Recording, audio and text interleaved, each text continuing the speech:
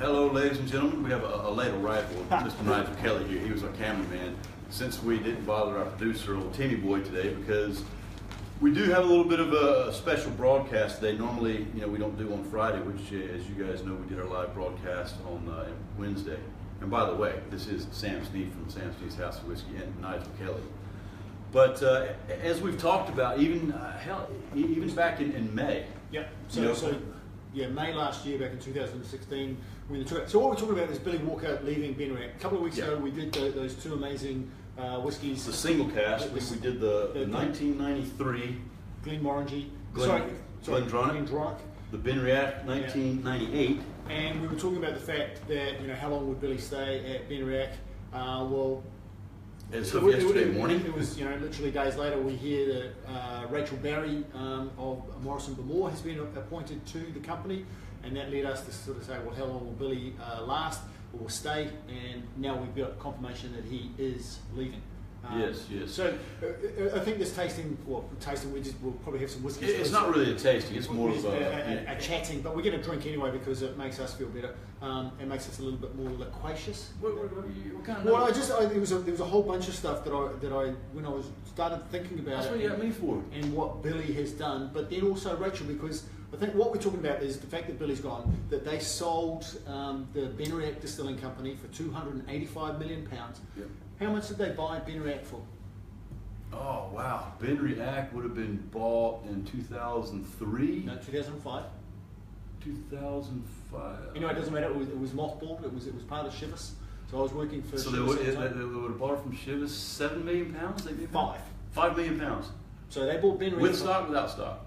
It said the deal was approximately $5 million. So you've got to assume, and that's a dangerous thing. And think about that. So 2000, so not even 12 years. And then in 2008, and this was Billy Walker and his two business partners, Jeff Bell and Wayne. The guys from South Africa. Apologies if I get that pronunciation wrong. Bought Glendronach in 2008. Yep. And I mean, we've seen things like Ardbeg go amazingly well and got this cult following. What would Ardbeg be worth? Just phenomenal. But 500 million? Glendronach. Have you seen anything else come close to Glendronach for getting cult following that quickly? Yeah, what Billy has done, and this is where the magic of Billy Walker really, really comes into play. Look, I mean, you and I have talked about it numerous times with many different people. We've got loads of fans here in Auckland that follow BenRiach and Glendronach, and it is because of what Billy Walker has done. And no, I can't think of anything. Ardbeg would be close because when they were taken over by Glenmorangie at that time in 1997, by the early 2000s, it was manic. I mean, by the time that The Very Young came out, it was crazy. But in today's whiskey world, when you have distilleries popping up and this, that, and the other, it is truly, truly amazing what Billy did with that distillery. And I hope, I mean, let's face it, Rachel is a monster in the business. Look, this woman she's a legend in and of herself already. She's not an old woman. 23, 25, And she worked, we talked about tribute to Jim Swan on our show, because sadly Jim Swan passed away this week. In fact, come to find out, Jim was born the same year my mother was.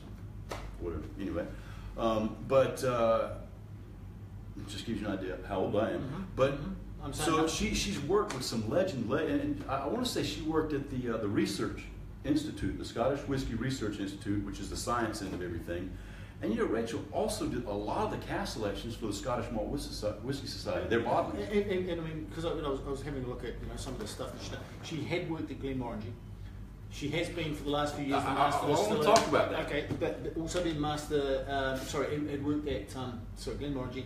Had been the master distiller and in charge of whiskey selection for Morrison Bamor. Yep. For the last 5 years. She's been involved at Lefroy. But the thing that really goes, this girl actually really knows what she's doing. And no offence to Bamor and all the rest of it, but those whiskies that have come out from Glengarry.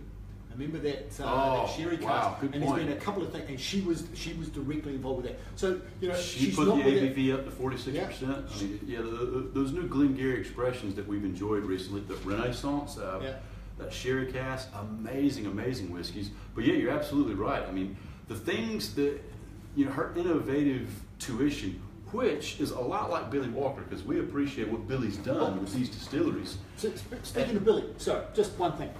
You know, one of the things that Billy wanted to be? Oh, When he was growing yeah, up, the was- Rangers, He, yes. he wanted to be a professional football Yeah. player, but he is a lifelong Rangers fan. He So, is. Billy, that's there for you. All right.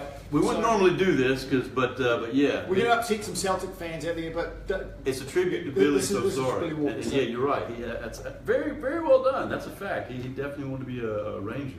He was a massive footy fan. And I suppose before I just cut you off for the last time, no, it won't be the last time, but the thing that got me in an interview that I read about Billy was somebody asked him, what's the best thing about your job? And his answer was, it's also my hobby. Yeah, So he like does this us. for the absolute love of it. Yeah. And that's not taking away anything from Rachel. I don't want to disparage her in any way because I don't know her resume is I've fantastic. never met her. I've never But met her personally. Billy has got this larger than life kind of presence, and maybe Rachel will prove to be, you know, this. And if I'm the guys from Brown Forman Corporation, Jack Daniels, etc., and I look at Billy Walker, who's how old? 72, 73.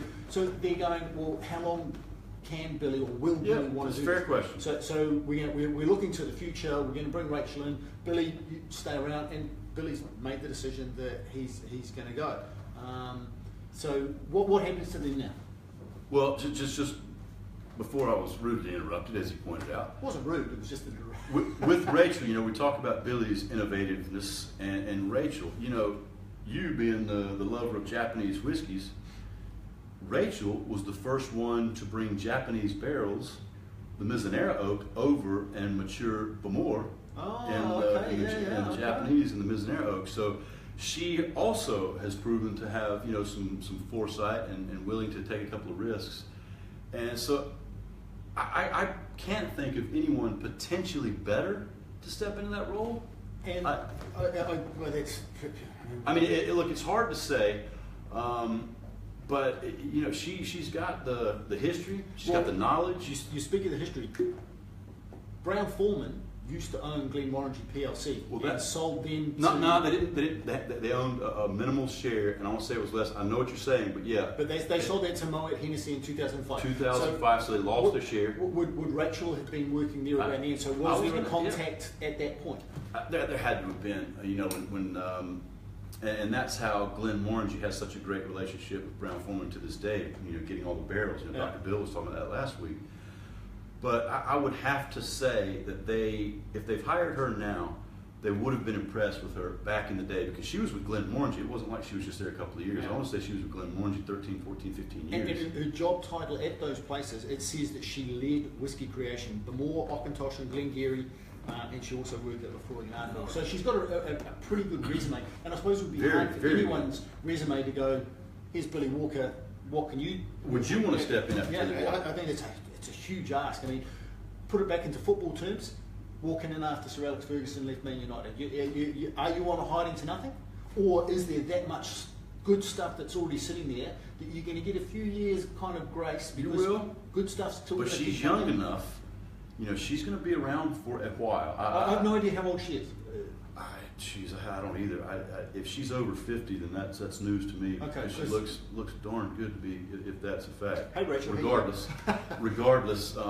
But yeah, I mean, it's a big ask. And is it a deal that she's a woman?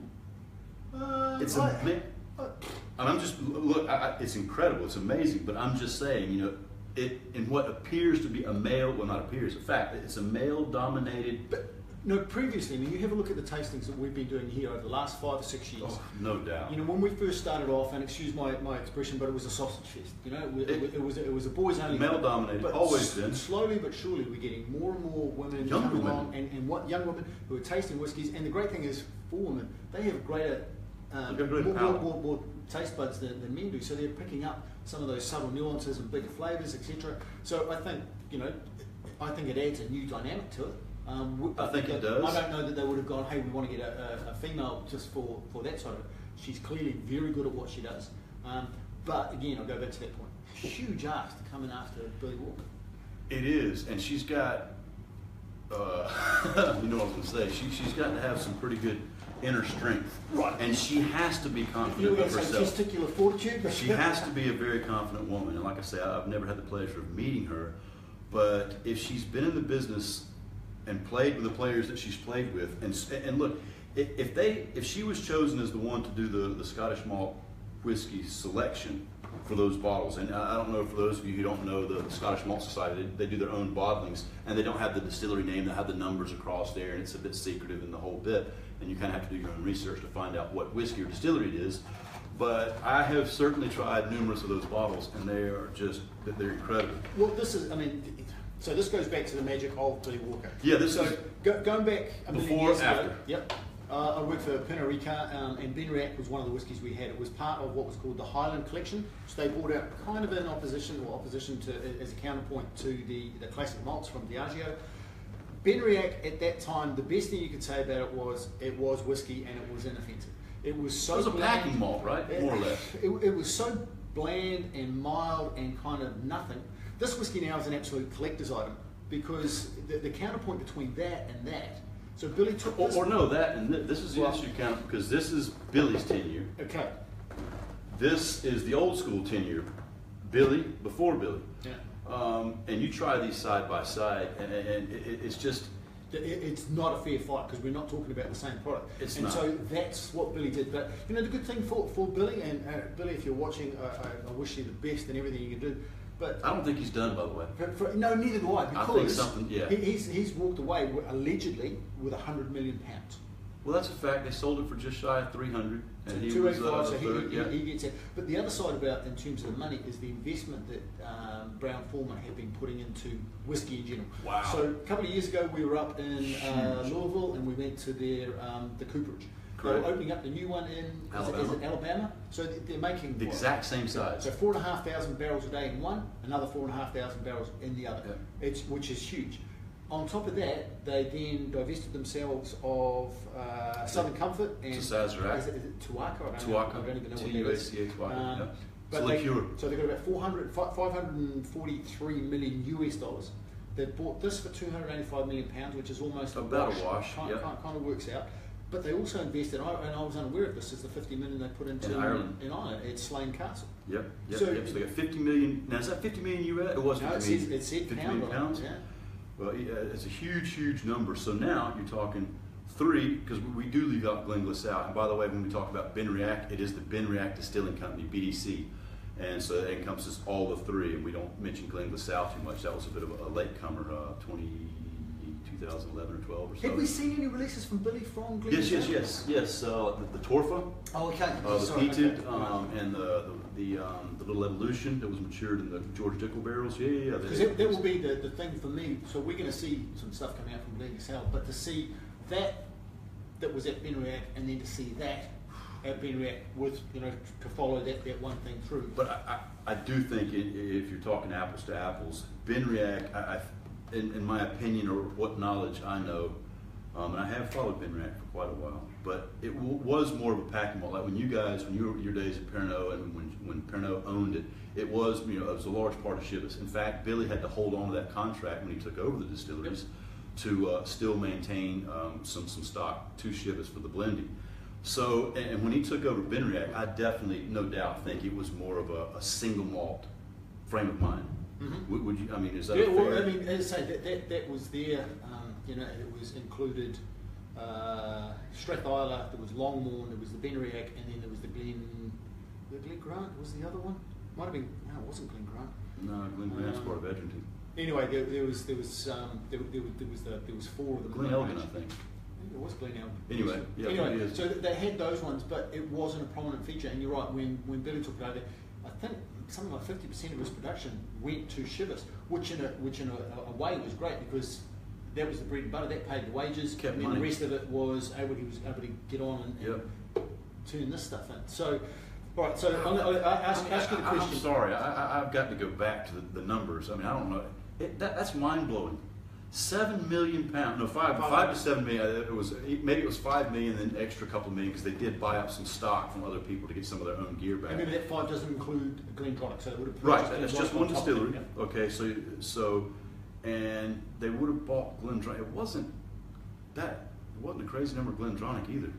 And then they sold those 3 distilleries for just shy of 300 million pounds, and they held that investment for barely over 10 years. Well, only BenRiach. 12 years for BenRiach, and 7, the others, 8 for 7. Glenfiddich. Glencassel, when was that? 11, 3 or 4, 12? 11 or 12, yeah. So just it's mind-boggling.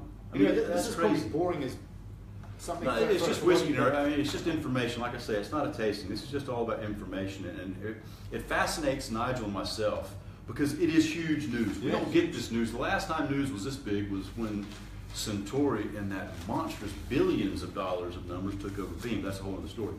All right, Okay, so I'm going to put the hard word on you. go. We're sitting here in 10 years' time doing this tasting, and we're trying. I know where that's going. What are we trying? Are we going to see? Is BenRiach going to continue to, and GlenDronach and Glencassel continue to put out these amazing bottlings, these single casks, or because Brown-Forman is so big, and we have a look at the monster that is Jack Daniels, there's this massive homogenisation. Don't get me wrong, I love Jack Daniels, I drink it all the time, and particularly that single cask. But are we going to see more of that sort of thing? Are we going to see GlenDronach, BenRiach being this global roller coaster, or are we going to continue to see these expressions which make all the whiskey nerds excited, but might not necessarily make the accountants excited? Deep in my heart, I've got 2 ways to answer, but I would love to think so, because I mean we love these whiskeys right here. I would hate for this to come off the board. You know, the single cask GlenDronachs, the single cask BenRiachs, because they are so great. Rachel has proven herself to be a phenomenal cask selector, so I would say yes, because if they've chosen this woman, this is her background. Basically, I mean, she's a great cask selector. I mean, you can't take that away from her. And I would say yes. And also I would say yes, what you pointed out is Jack Daniels, largest distillery on the planet, bar none. They are absolutely massive. I mean, you can combine half of what Scotland does and might get what Jack Daniels does. A bit facetious, but I'm not too far off. So you've got a big monster like Jack Daniels, and they can cover anything. If things kind of go a little slow at GlenDronach or BenRiach, they could cover that. They don't need it to be a money machine, you know? They don't need it to be Rose Isle or anything like that.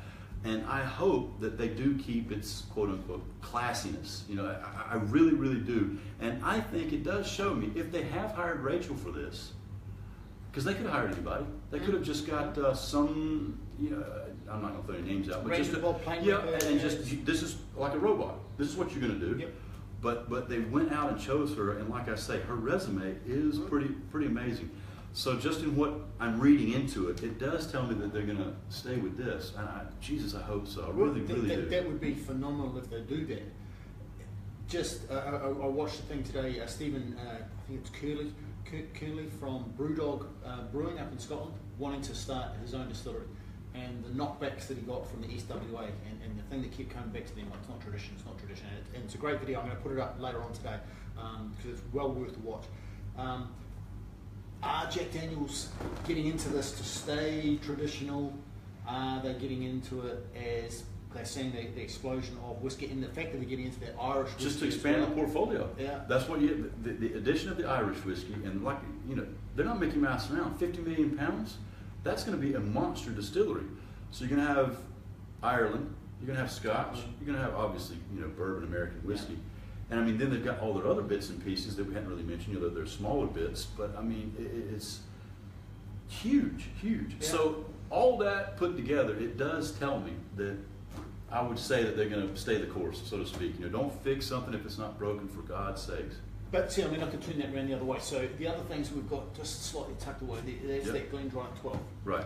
So GlenDronach 12, we tried recently the GlenDronach 12, the cask, individual cask selection, I think. Actually, was the 93? That was 93, 23 years old. That was 23 years old, anyway. There was a 12-year-old that came out. So why wouldn't I, if I'm Jack Daniels, Brown-Forman PLC, just keep pounding that out, and maybe the 18 periodically, because I can sell an awful lot of that. And I mean, we've gone through periods where we can't get to 15 at the moment.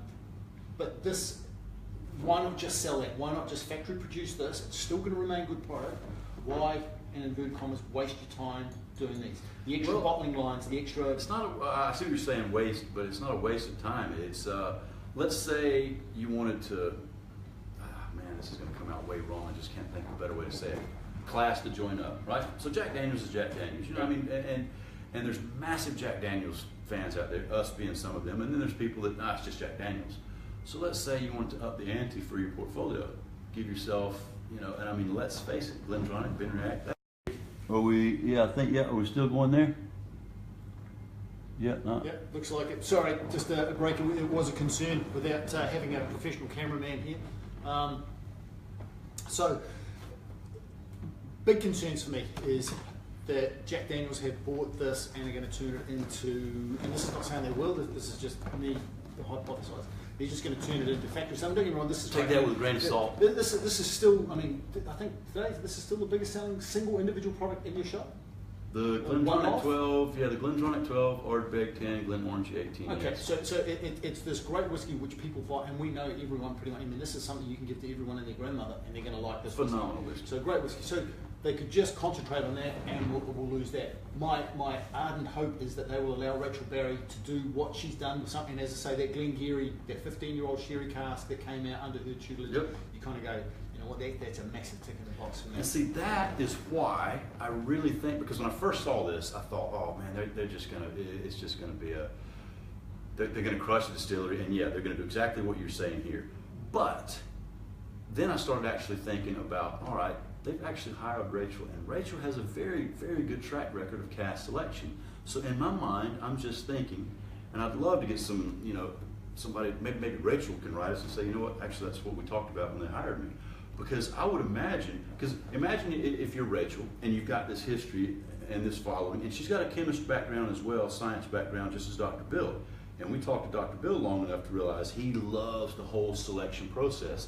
She would have to do the same. Imagine if they said that they were going to take that away from her. I just can't. That's part of her. You know what? You make a really good point. She gets that phone call and she gets that, how you all doing, down the other end of the line. Yeah. And it's like, this is what we want to do.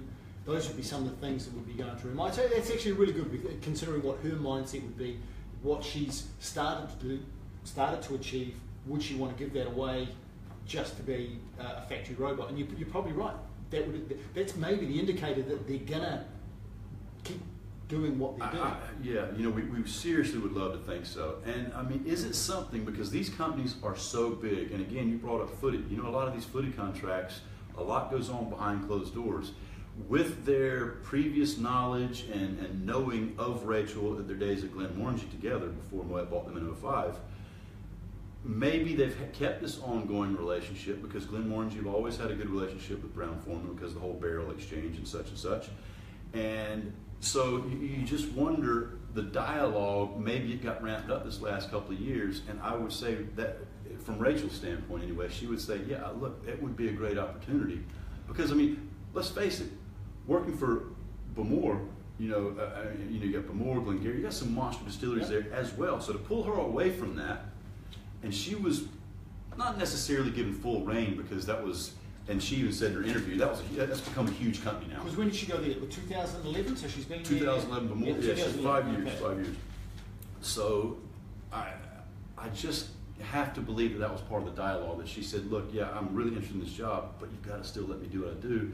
And since there's a track record of very, very good selections. Well, correct me yesterday when you said, let's do this thing about Billy Walker.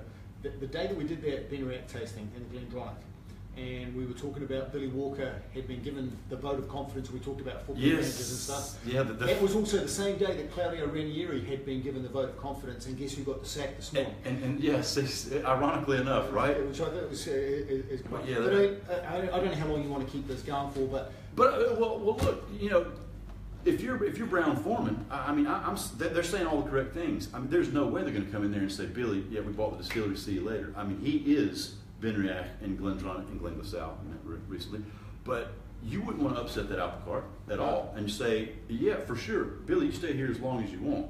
But in what capacity? And that might be the conversation. So I'm Billy Walker, and I'm getting you saying, yeah, you stay as long as you want, but by the way, we're bringing in this young woman over here, and you can. What was the conversation? You're going to work with her. You're going to work for her. You're going to be her teacher, or you can just come in and eat your sandwiches every day. And I have a feeling it's going to work out for both parties, because I think Brown-Forman has clearly gotten what they've gotten, And from what I understand, Billy and his crew, they actually discussed with numerous different buyers, and they just didn't feel comfortable. Just if you remember back in the day when Glenmorangie or when Moet Hennessy were shopping around, or no, sorry, when Glenmorangie was shopping around, they were able to buy Ardbeg. So there was plenty of other offers for Ardbeg.